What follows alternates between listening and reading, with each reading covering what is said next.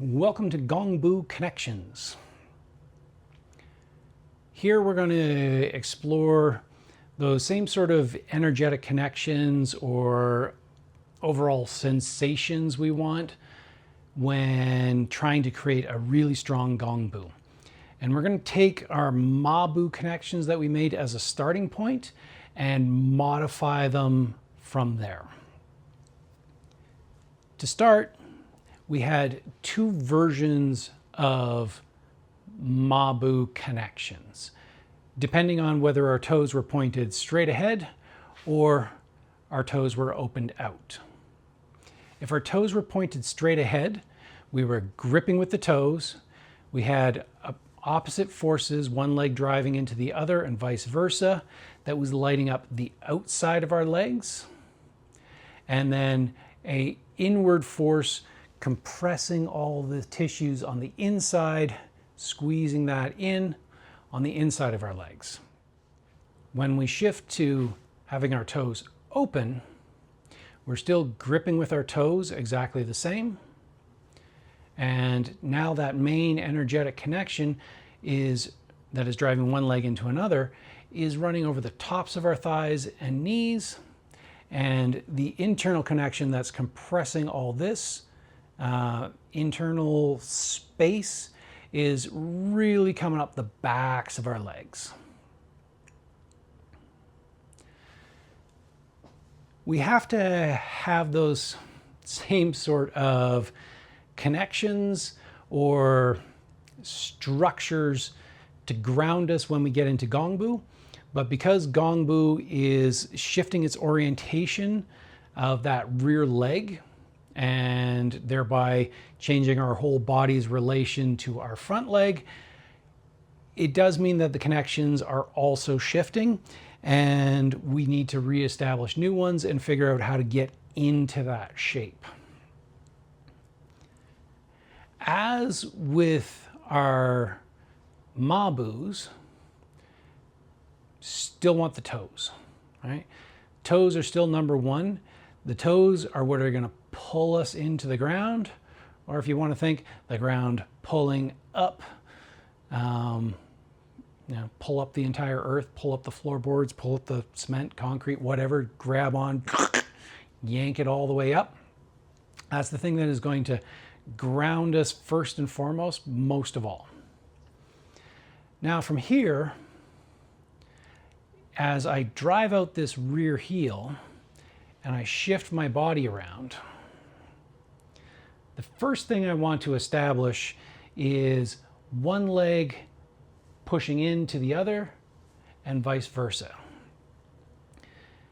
My rear leg, which is the dominant pushing force in this stance, because it's driving me forward, it's got a connection that is somewhat akin to the closed Ma Bu, in that there is a significant amount of connection that is going along the outside of my leg, but it is also going straight down the back of my leg. That's driving me forward. So in Ma Bu, it was either top and side creating this. In Gong Bu, on our rear leg, it is very much side and back. That is the force that is driving out. For my front leg, I need to have basically the opposite set of connections, where I am still going to be driving my front leg back.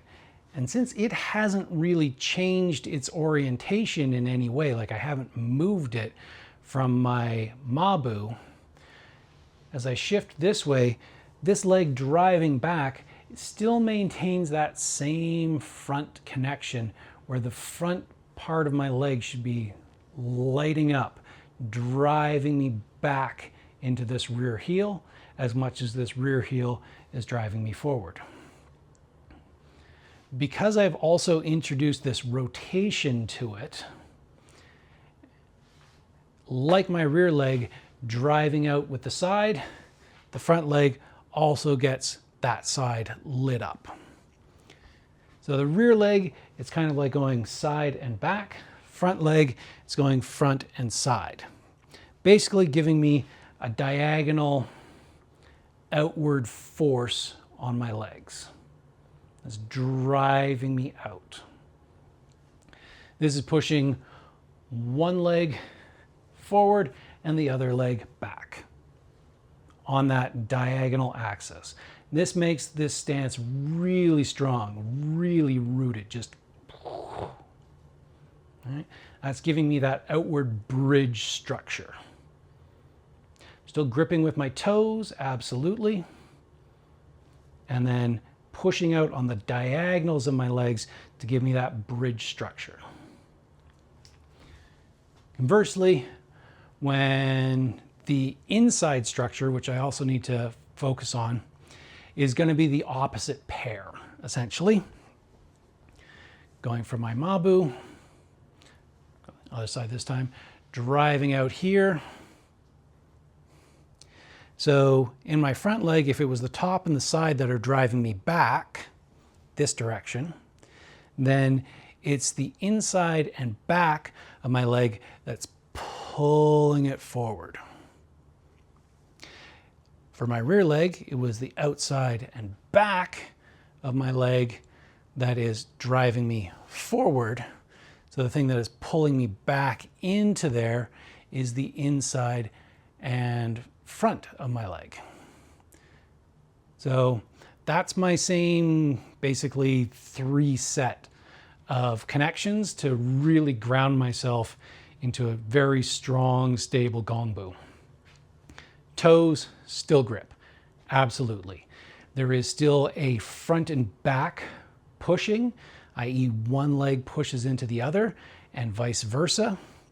Just the angle of those is slightly changed for Gong Bu. They are working more on the diagonals. And then there is still that inward compressing thing that is going to balance out the structure that pulls in basically the opposite corner of the legs. There is one more twist to Gong Bu that it adds that is different than Ma Bu. In Ma Bu, we were working with 3 sets of connections where we had the grip, the legs pushing into each other, and then that inward compressing force. For Gong Bu, we are starting to add spirals to this, or a drilling motion where our legs and feet are literally, not literally, but energetically digging into the ground and really rooting us, making us very solid. As we can see very easily with our rear leg, as that heel is driving out, that is quite clearly giving us a spiral drilling type motion. Where this leg wants to dig around this way. Yin and yang, Tai Chi being what it is, equal and opposite forces, go Newton. There's an opposite force on our front leg. So if our rear leg is spiraling out and down, then our front leg is basically doing a reverse spiral. So this leg is grabbing with the toes and pulling up and in. So this one pulls us up and in as this one drives us out. So that's the 4th connection that really makes Gong Bu significantly different than our Ma Bus. Those are our Gong Bu connections. Again, same as Ma Bu, but different. Adding 1 extra layer and spend time, get used to them, hang out in them. If you want to progress down the Kung Fu road or Tai Chi or, for health practices or whatever, this dance is really fundamental. If you know 1 stance, know your horse stance. If you know 2, know horse stance and Gong Bu. Thanks for joining me. We'll see you in the next.